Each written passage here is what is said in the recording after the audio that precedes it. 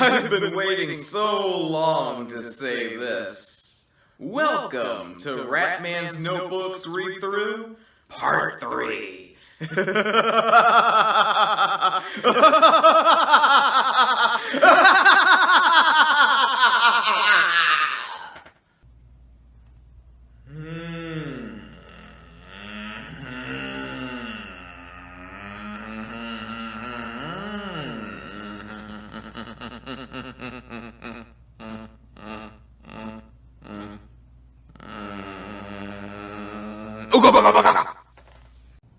Jones has been rather amusing about the marauder, as he calls him.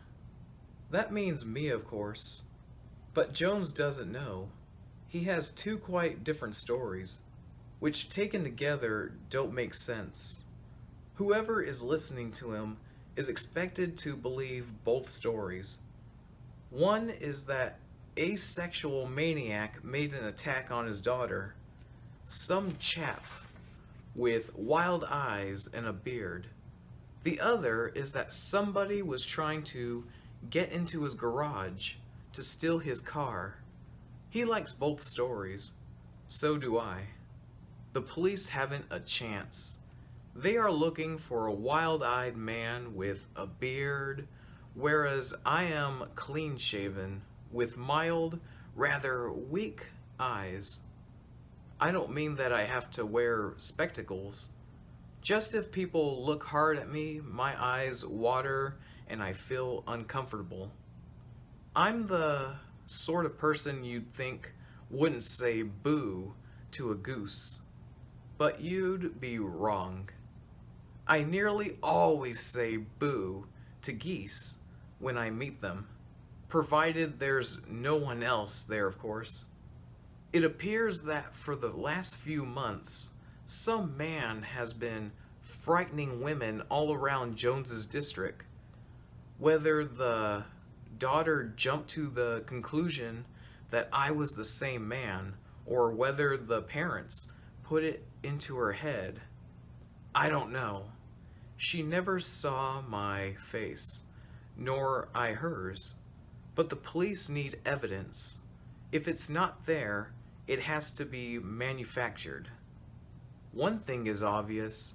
I shall have to put off my attack on Jones's tires until the autumn. Jones is now alert. He and his neighbors are on the lookout for suspicious characters.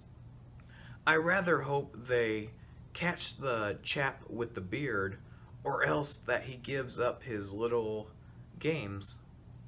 Meantime, the whole district is unsafe for any man who can't explain exactly what he is doing.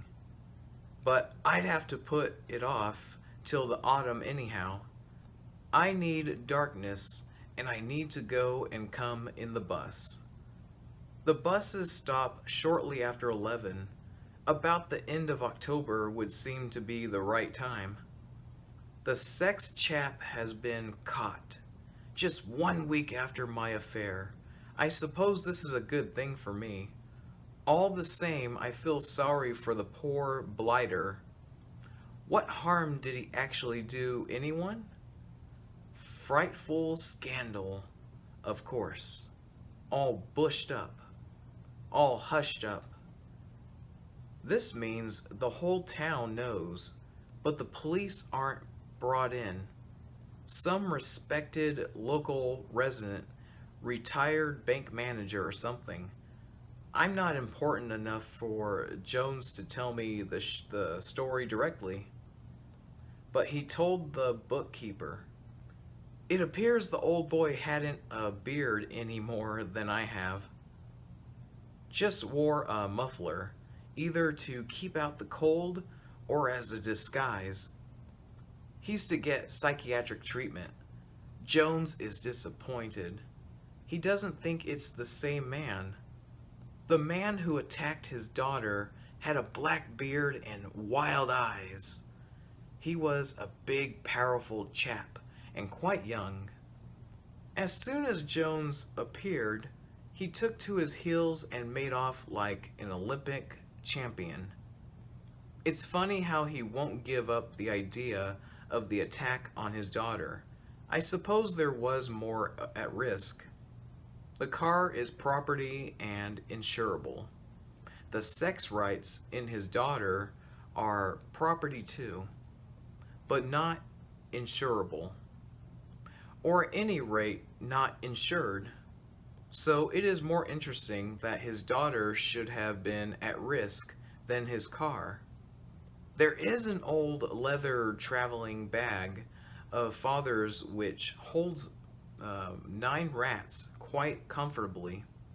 What I think is called an overnight bag. 9, I have decided, shall be the team. 2 rats for each tire and Socrates in charge. Last night I had what I call a training session. I went up to the shed immediately after tea and put the 9 rats into the bag, then straight down the drive and out the gate. As I passed the house, I heard Mother tapping at the window with her rings. She shouted, "Where are you going with Father's bag?" She does this every time I go out with the bag. But I pay no attention, and when I come in again, she whines at me. She has got the idea that she is confined to the house. Something the doctor told her. It suits me well enough, except that she spends all her time peering out of the windows, trying to find out what I'm up to. She's still as much at sea as ever. I took a bus into the country, the bag on the floor between my feet. There wasn't the slightest movement from it. None of the other passengers could have guessed it held anything living. Yet when I lift it, I can tell from the feel that there are rats inside. It feels different from a bag filled with pajamas and a spare shirt and shaving things. I smile to myself going along in the bus. If the other passengers knew what was going on in my bag, if I opened it, what a scene! I was tempted to open it. I had the greatest difficulty in resisting the temptation. I got off at a spot which you might describe as truly rural. I walked up a pleasant country road. I looked for a nice dry bank where I could sit down and let the rats out for a little run. Almost anywhere would have done. All I needed was that there should be no one about. I walked on for a little, partly because it was a pleasant evening, looking for the perfect spot. I came round a corner and found a chap and a girl in a parked car.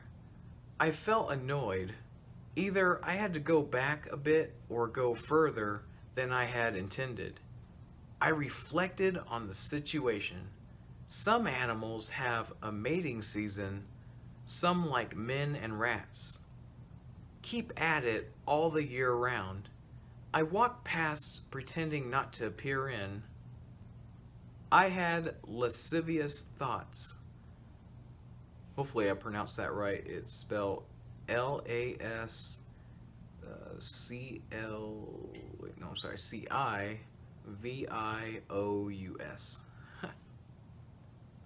Then I thought, ha ha, I'll make them pay for their fun and games. Whether they even noticed me, I don't know. At any rate, I didn't have the slightest effect on their goings on. I realized suddenly that here was a perfect chance for a full dress rehearsal. About 20 yards further up the road behind the car was a field gate. I opened it and went in. Then I came back behind the hedge till I was just beside the car, with only the ditch between us. I opened the bag and let the rats out.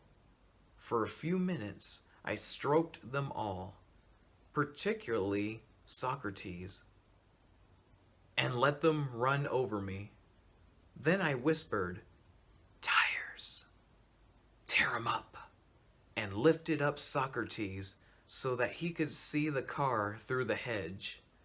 Socrates led the others through a little gap in the bottom of the hedge. The ditch was dry. They crossed in single file, and the attack began.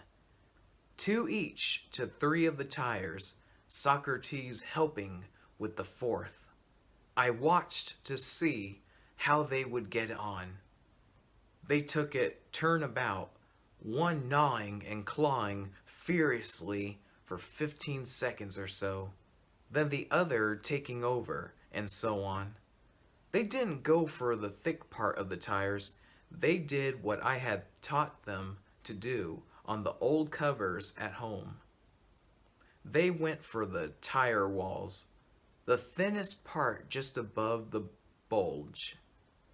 And they worked on a very small area so that they could make a deep cut surprisingly quickly. Everything was going well, the chap and the girl quite regardless of what was happening. Suddenly, there was a great hiss. Socrates and his lot were through first. Not surprising, seeing they'd an extra mouth on the job. "What's that?" said the chap. "Sounds like a tire," said the girl. Said the tire. You could almost hear them listening to it. It's funny what it takes to upset people. I nearly split myself trying not to laugh. The rats on the offside back got through. Another hiss started up, a different note from the first one, fresh and vigorous.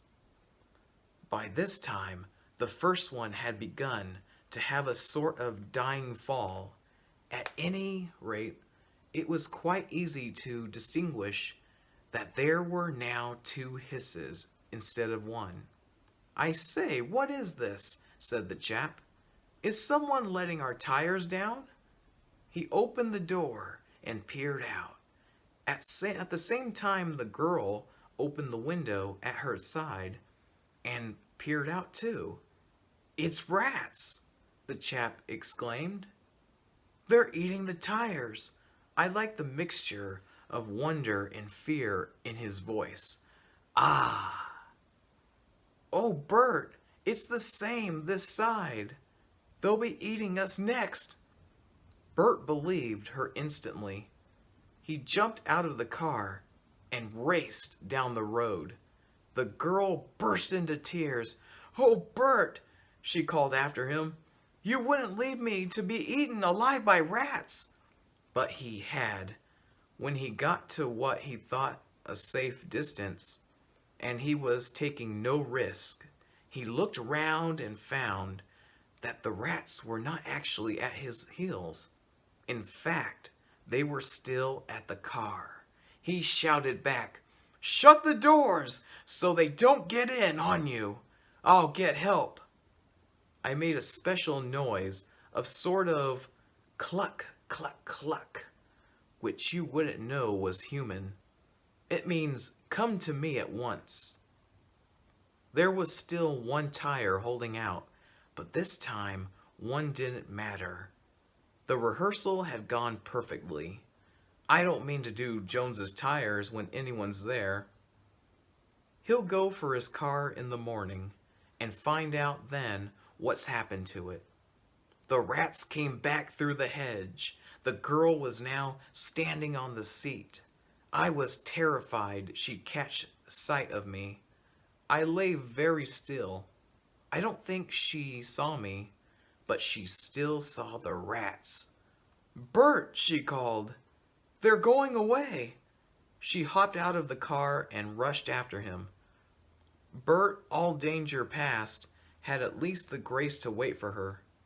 She flung herself into his arms and laid her head on his manly shoulder.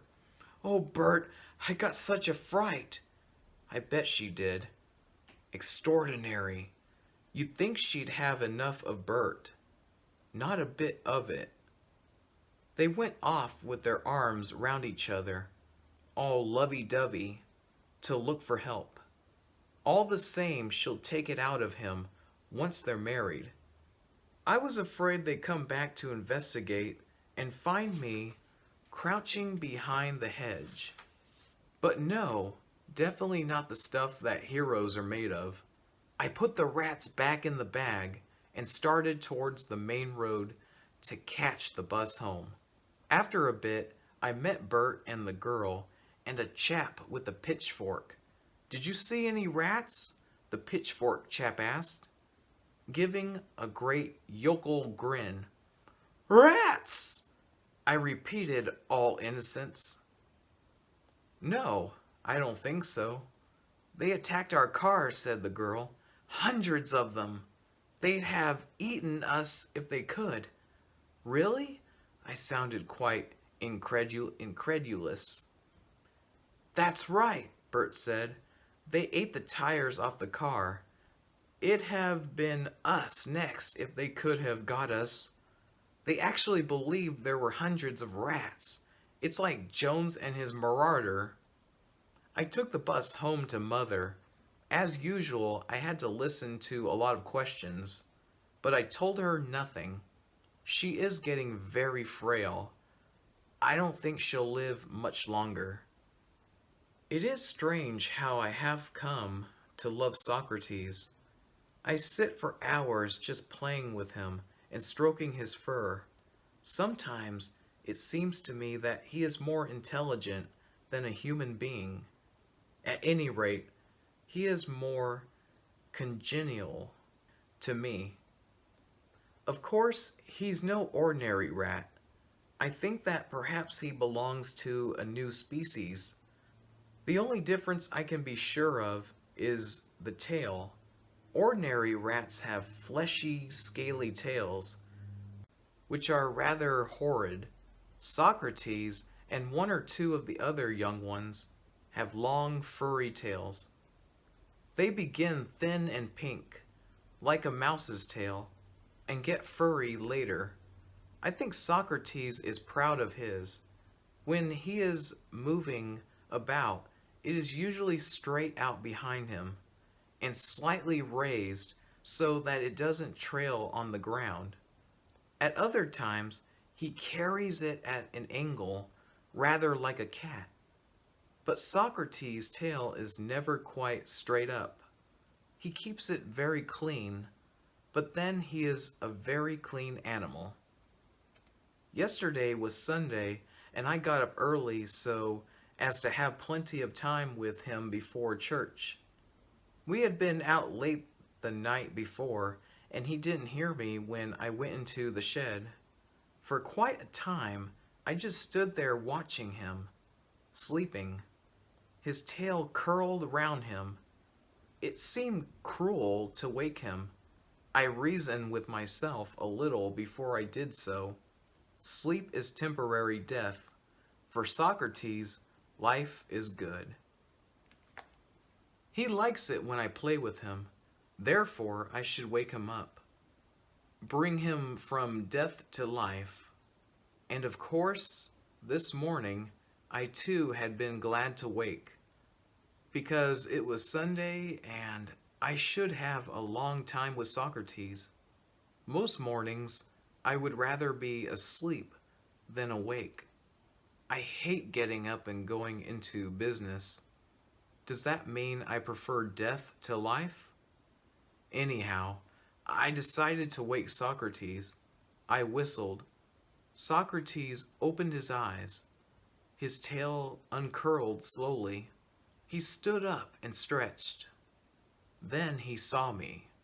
I knew he saw me by the expression on his face.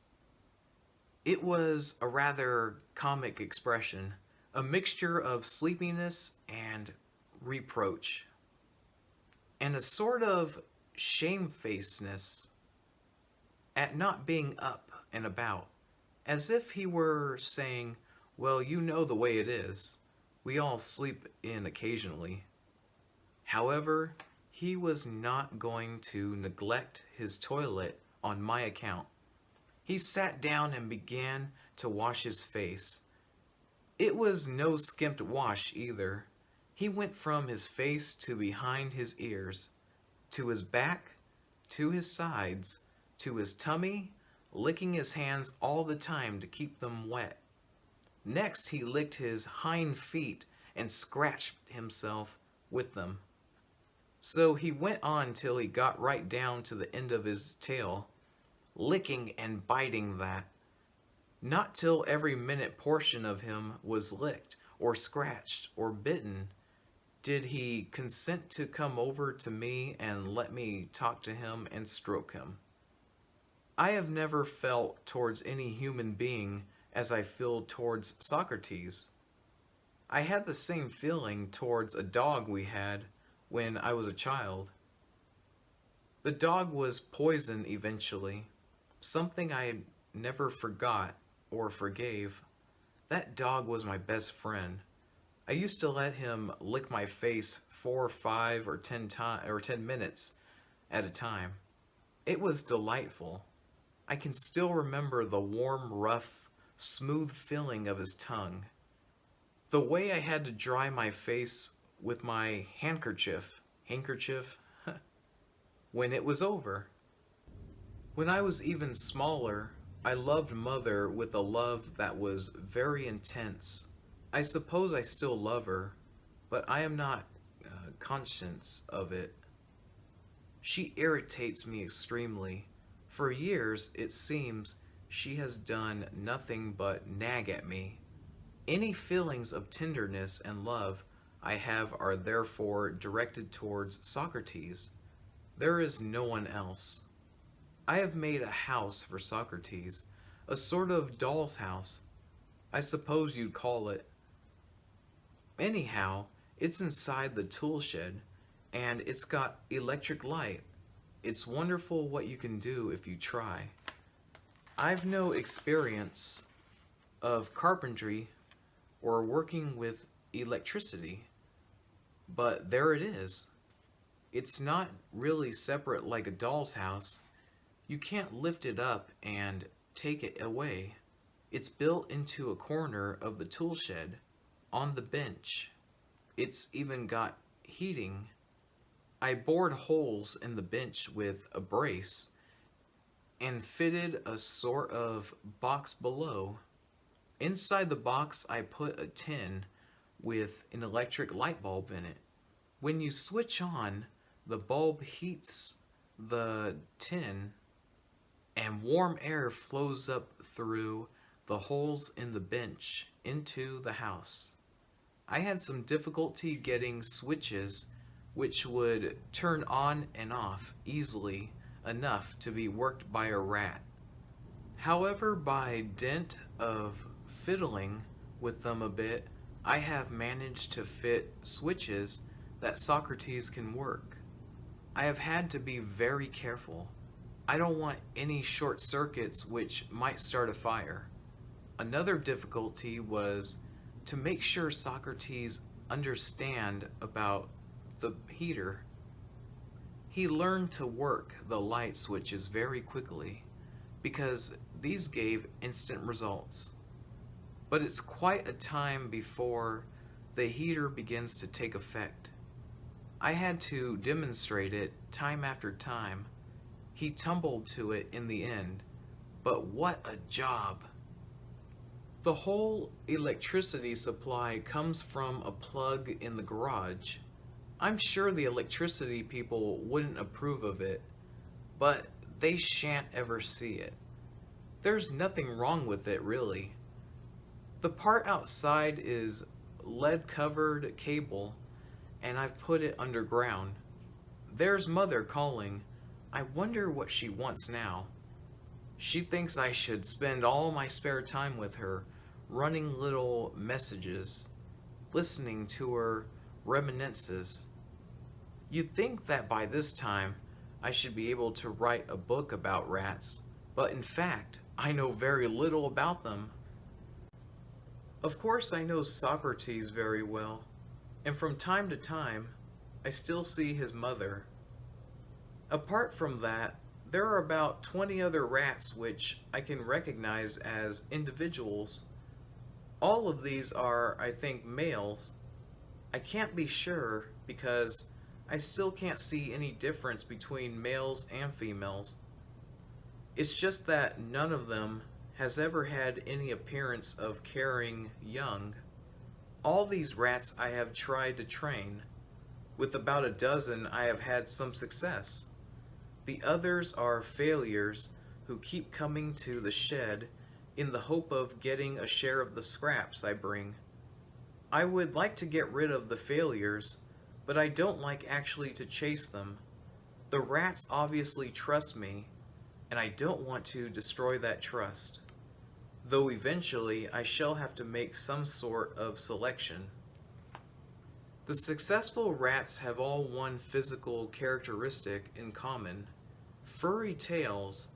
I don't know if this means that there are normally two different types of rat, one with furry tails and one with scaly tails, or whether the furry tails are just a peculiarity, Peculiarity, peculiarity of the Socrates family. Socrates' mother has the ordinary scaly tail, and so I think have his brothers and sisters. The trouble is, I don't know which are his brothers and sisters. I'm inclined to think all the scaly-tailed rats who hang around are brothers and sisters, but I'm not sure. This leads me to wonder if all the furry-tailed rats are Socrates' children. It is certainly Socrates who brings them along. At least, I think it is. I don't see them arrive. From time to time, I come in and find a new young rat with Socrates.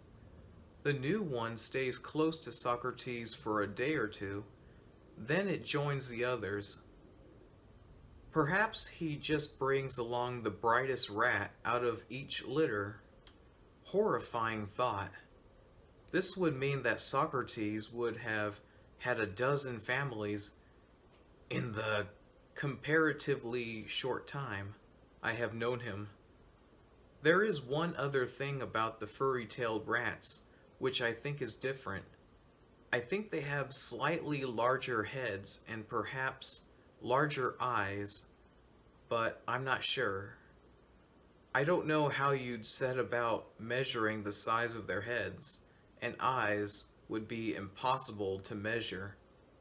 The difficulty about getting to know anything about rats is that so much of their life goes on underground. I don't know if my rats, the rats I know, are part of a large colony or just a family group. If there's a colony, I don't know what they live on. So far as food's concerned, I think most rats must have a pretty poor time. This means that rats have a poor time in general. I mean, when you get down to it, food is the main thing in life. You won't get far without it. Tonight when I went to the shed, there was a big scaly-tailed rat there. I knew at once that the other rats were hostile to it. I would have liked to chase it away, but I didn't. Partly I was afraid. It's a big rat. I thought if I tried to chase it, it might attack me. If it did, I don't know what the other rats would do. I imagine they would take my side, but I'm not sure. Perhaps their loyalty to their species would be stronger than their loyalty to me. If all the rats in the shed, 20 or so, went for me at once, I don't think I'd have much chance. I saw what they did to the tires. I am certainly not as tough as the cover of a motor tire. So I took no action. I carried on as if the strange rat was not there. I put out the food for the furry-tailed rats. This is always a bit of a problem in any case. The regular scaly-tailed rats always get some of it, though I try to ensure that their share is as little as possible. If only the rats would eat the food where I give it to them, this would not be difficult, but they won't. They insist on taking it away and eating it close to the wall, preferably in a corner. An artificial corner does as well as a real one. I mean, if they can get behind a box or something, they are perfectly happy. I can understand this feeling. When I go into a restaurant, I don't like a table in the middle of the floor. I like to be against a wall or in a corner or behind a pillar.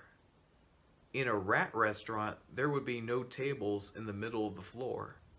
When a new young rat comes along with Socrates, I make a point of giving him something directly out of my hand. He then endeavours to take it away to some secluded spot to eat it. As often as not, he is set upon by the older, scaly-tailed rats who roll him over on his back and take it from him. So far as I can see, the rat which is attacked is not hurt in any way. But the method of attack is always the same, and the young rat submits to it without any apparent attempt to fight back. As the young rat grows up, which doesn't take long, these attacks gradually cease. It surprises me a little that Socrates never interferes.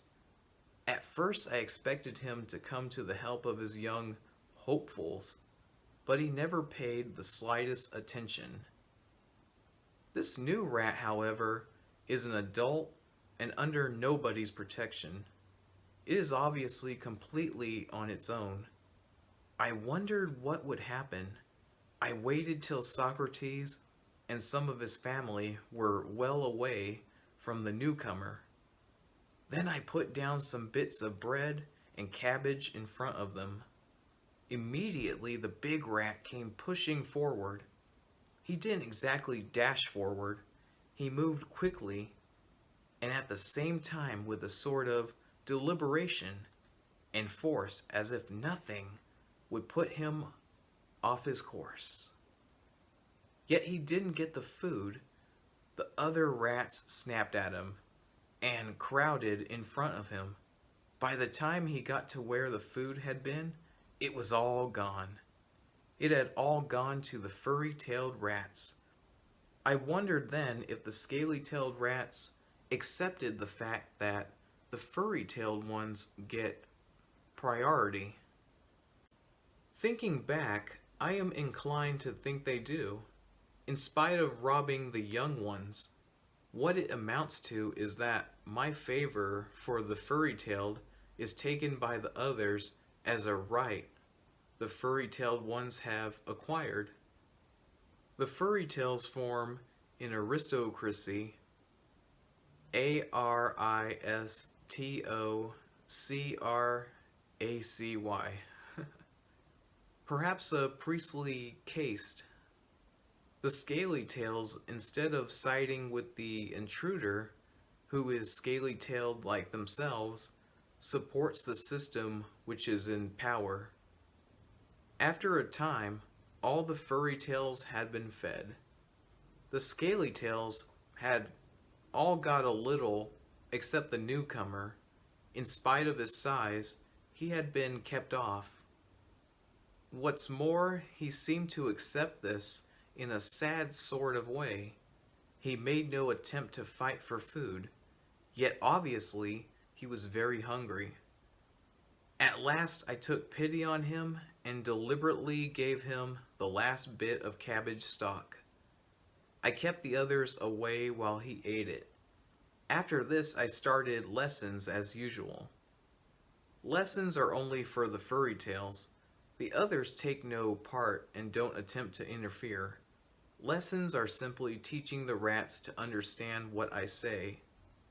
Teaching them the names of things is by now pretty easy, but to order them about, I need to teach them a lot more than that. The big rat got in the way. When I said, "Go into the watering can," he went too. Without in the least understanding, he just followed the others.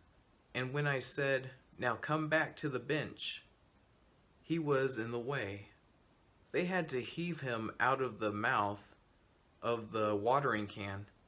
Then he followed them to the bench. In all this, the other scaly-tailed rats took no part. They just watched. I didn't do much more. In fact, I'm not sure what I want to teach them. I've got a vague sort of idea that I ought to be able to get some advantage from my trained rats. I could train more and more until I had quite an army.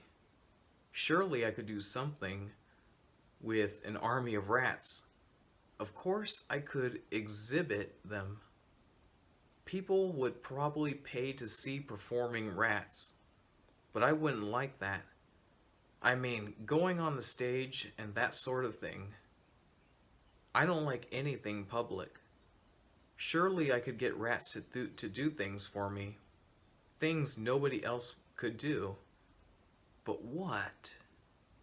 I can't think of a single thing except the tires on Jones's car, and it won't be dark enough for that for another fortnight.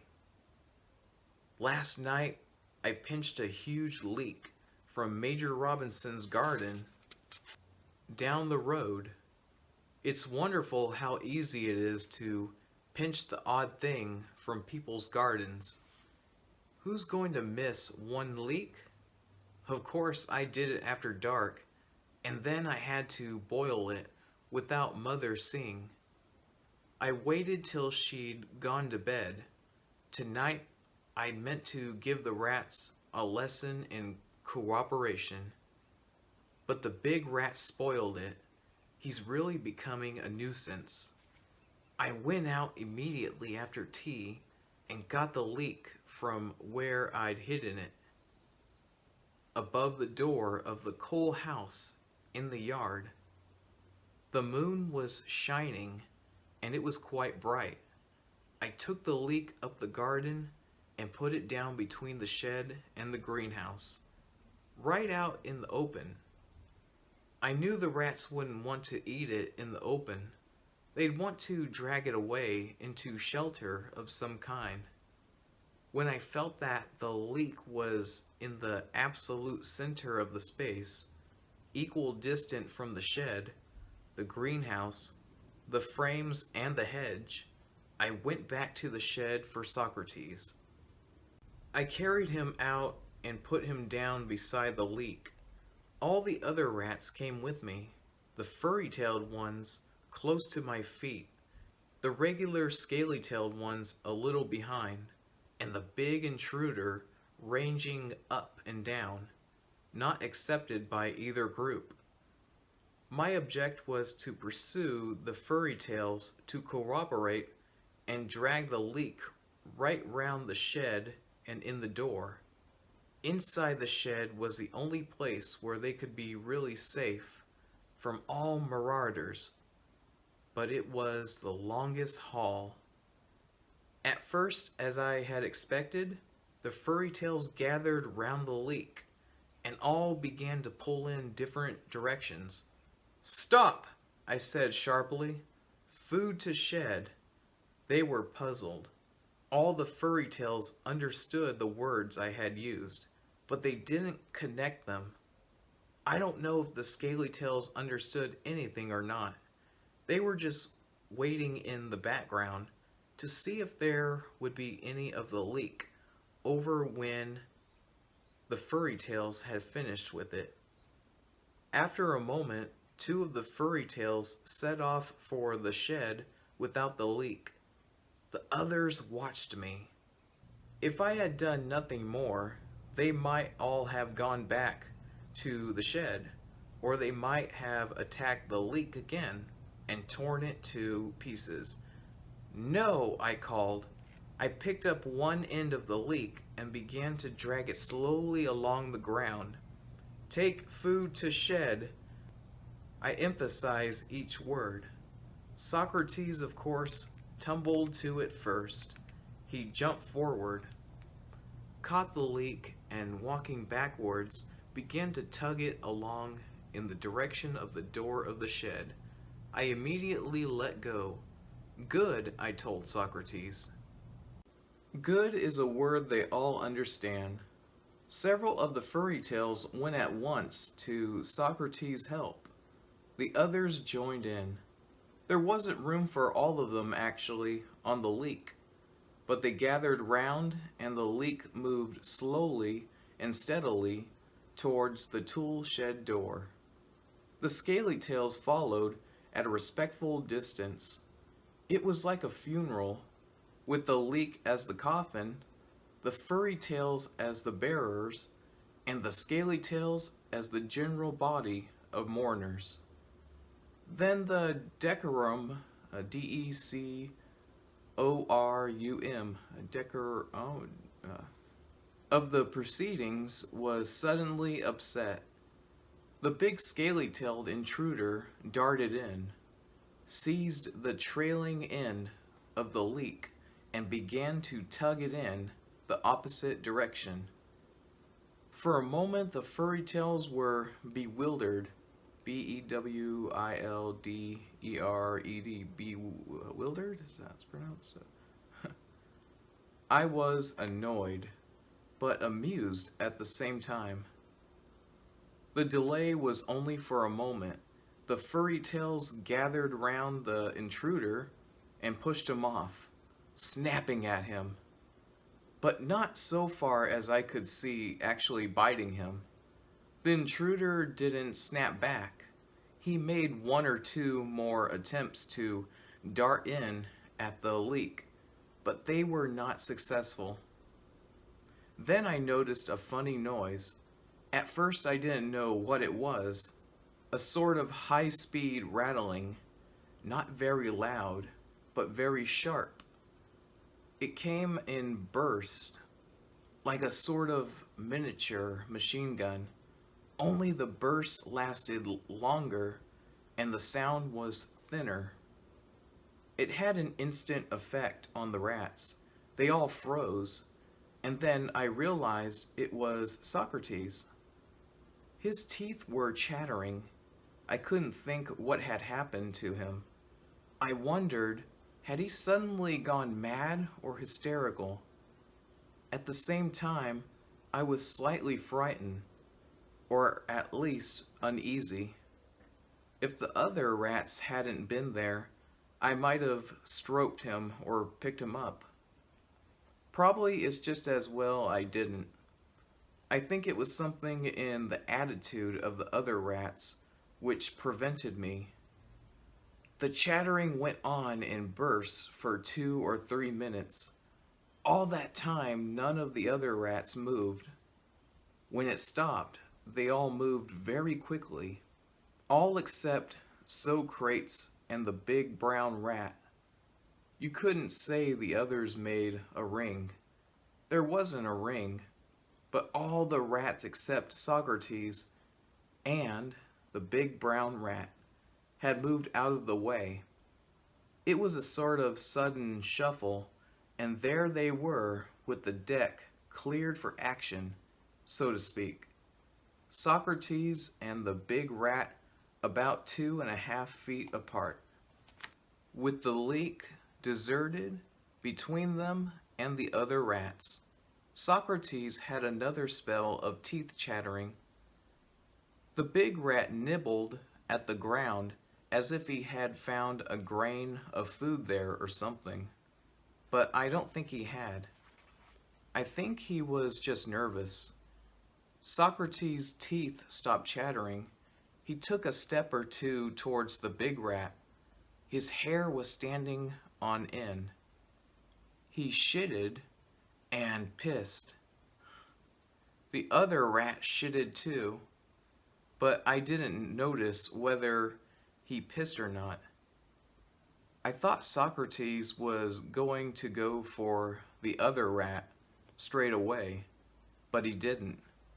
He arched his back and began to circle round the other one with little short steps as if he were dancing on his toes. He didn't seem to be looking at the other rat, though of course rats look sideways. Anyhow, he kept his side towards the big one. He went right round him twice, and all the time the big rat never moved, except for his little nibbling at something on the ground. Next, Socrates leaped into the air. He came down on the big rat's back. His jaws snapped. He seemed to bite the big rat's ear. There was a moment of flurry. The big rat shook his head and seemed to try to get away. He didn't fight back. He half rolled over, and in a moment they were apart again, both quite still, waiting.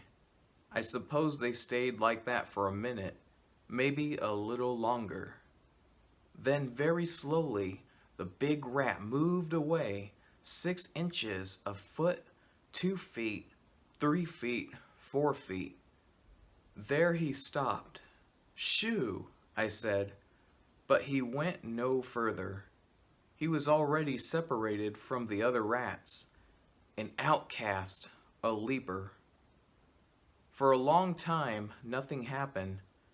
Presently, one of the furry tails began to nibble at the leak. "No!" I called. "Stop!" Leak to shed. Immediately I corrected myself. Food to shed. I repeated it several times. Food to shed, food to shed.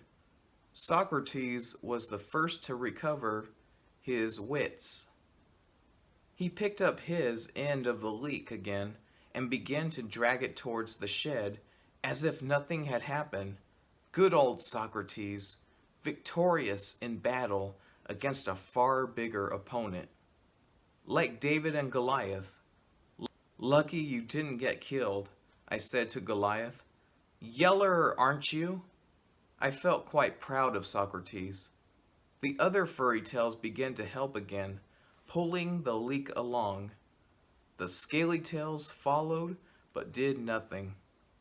Once more it was like a funeral with one mourner who couldn't quite keep up. The big rat trailed dismally, D-I-S-M-A-L-L-Y, dismally, along about 2 feet behind the last of the other scaly tails. They got the leak round the corner and in through the door of the shed. As soon as the last of our own rats was in, I shut the door.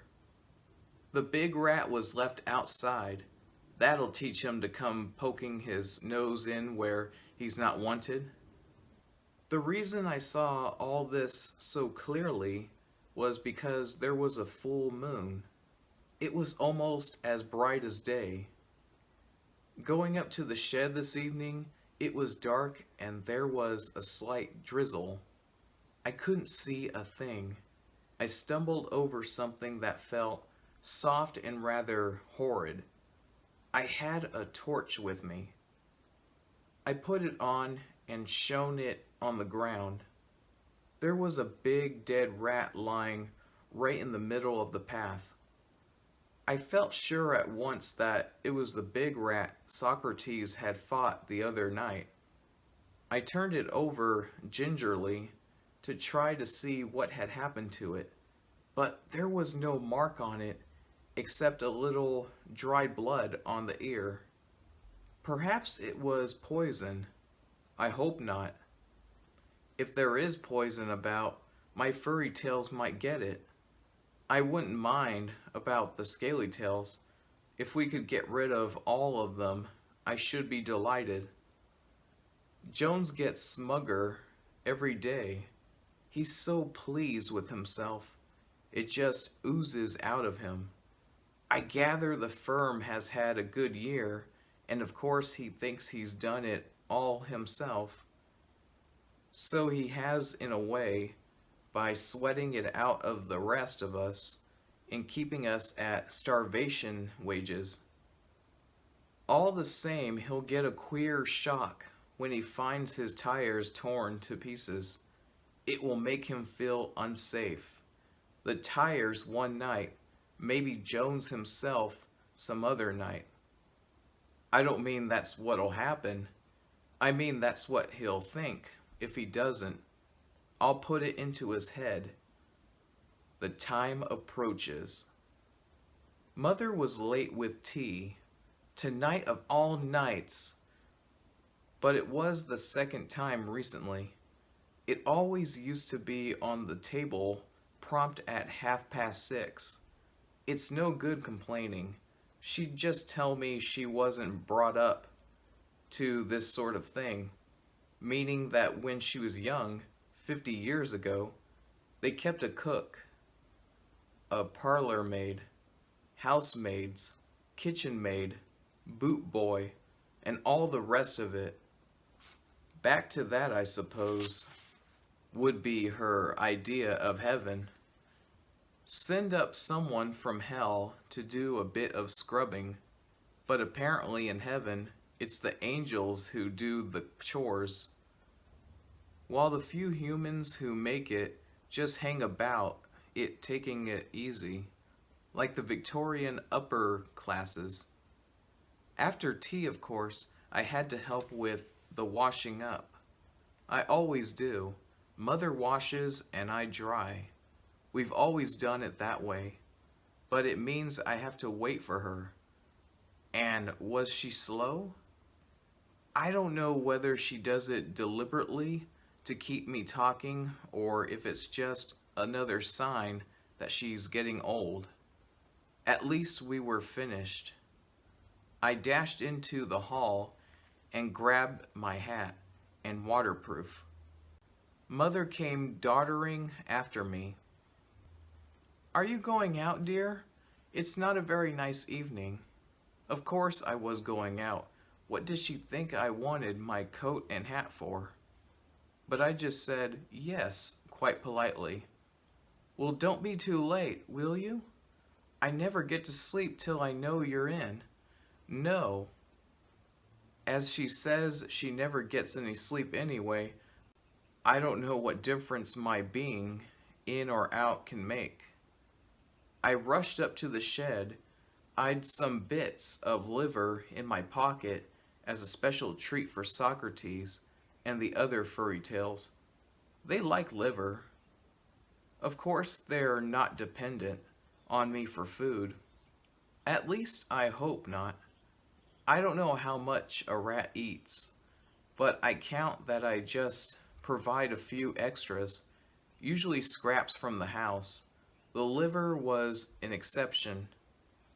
I bought it with my own money, I mean not the housekeeping, in a cooked meat shop in town.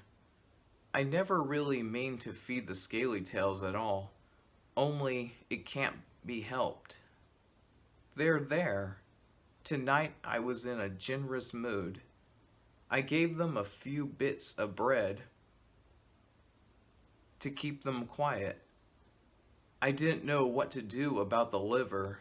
My idea was that the team should eat it before we set off and travel with full stomachs. That way they'd feel warm and comfortable and be less likely to make a noise in the bag. Not that they often do. They're almost always very good. Just I wanted to take all precautions. This was where the time question came in. If I gave them the liver first, we'd be late starting and maybe not get the job done soon enough to catch the last bus home. Besides, if they'd full stomachs, they might get sleepy and not want to attack the tires.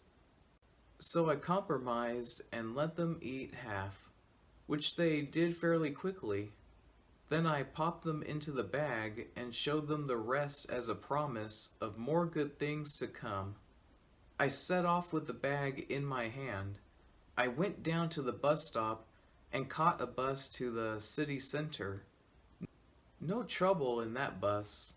No trouble in the bus out to where Jones lives. 9:15. I got off the bus at the stop nearest the end of Jones's Avenue, about 25 yards away. I thought the conductor gave me a funny look, but I'm not sure. Maybe he was wondering what was in my bag. Gonna stop right there for now. Until part 4 next time.